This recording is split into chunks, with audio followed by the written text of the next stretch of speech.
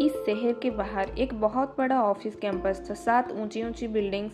6 buildings में रोज हजारों लोग काम करते थे, लेकिन एक बिल्डिंग जहां कोई भी जाने की हिम्मत नहीं करता था। उस बिल्डिंग का दरवाजा हमेशा खुला रहता था, ना ताला ना गार्ड।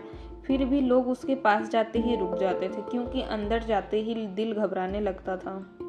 अंदर का माहौल बिल्कुल अलग था। टूटी लाइट्स, खामोश कॉरिडोर और हवा में एक अजीब सी ठंडक, जैसे कोई बिना देखे सांस ले रहा हो। लोग कहते थे रात के 11 बजे उस बिल्डिंग की ऊपर वाली खिड़की में एक परछाई दिखाई देती थी, जो नीचे देखकर अचानक गायब हो जाती है। वो परछाई किसी और की नहीं, राधिका नाम की एक लड़की की थी, जो सालों पहले इसी बिल्डिंग में काम करती थी और जिसे कभी इंसाफ नहीं मिला। उस रात अचानक कंप्यूटर खुद ब खुद ऑन होने लगे, फाइल्स हवा में उड़ने लगी और स्क्रीन पर लिखा आया सिर्फ एक शब्द, जस्टिस। अगली सुबह पुलिस आई, पर बिल्डिंग का डर अभी भी खत्म नहीं हुआ, क्योंकि जो होना था वो अभी पूरा नहीं हुआ था।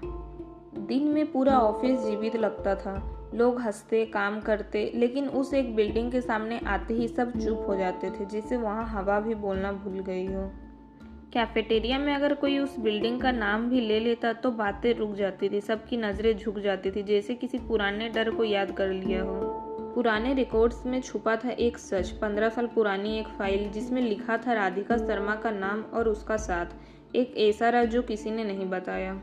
उस रात राधिका ऑफिस में अकेली थी। बारिश हो रही थी, पूरा फ्लोर अंधेरे में डूबा था और उसे बिल्कुल अंदाजा नहीं था कि वो रात उसकी आखिरी रात होगी। 7th फ्लोर पर उसे बंद कर दिया गया, दरवाजा बंद, अंधेरा पूरा और बाहर कोई नहीं, सिर्फ उसकी सांसें और डर। वो चीखती रही, मदद मांगती रही, लेकिन उस बिल्डिंग की आवाज़ कभी बाहर नहीं जाती, वहाँ सिर्फ खामोशी सुनाई देती है। आज भी जो लोग उस बिल्डिंग के पास जाते हैं कहते हैं सुबह उनके हाथ पर नीले निशान मिलते हैं, जैसे किसी ने रात को पकड़ लिया हो। लोग उसे सपना समझते हैं, पर वो सपना नहीं, राधिका की वार्निंग है, जो हर रात किसी न किसी को दिखती है। इस बिल्डिंग की दीवारें भी रात छुपाती हैं। कभी कभी ऐसा लगता है जैसे दीवारों से आवाज़ें आ रही हो, धीमी पर दर्द भरी। लिफ्ट कभी कभी अचानक रुक जाती है, लाइट्स बंद हो जाती हैं और शीशा में एक औरत की परछाई दिख जाती है बिल्कुल पास। राधिका को डर नहीं चाहिए था, उसे बदला नहीं चाहिए था, उसे सिर्फ एक चीज़ चाहिए थी, इंसाफ। आज भी कहा जाता है वो वहाँ खड़ी सबको देखती है खामोशी से, जब तक सच पूरा बाहर ना आ जाए। इंसाफ मिल चुका है, लेकिन कुछ आत्माएं तब तक नहीं जाती जब तक उनकी कहानी सुनाई ना जाए।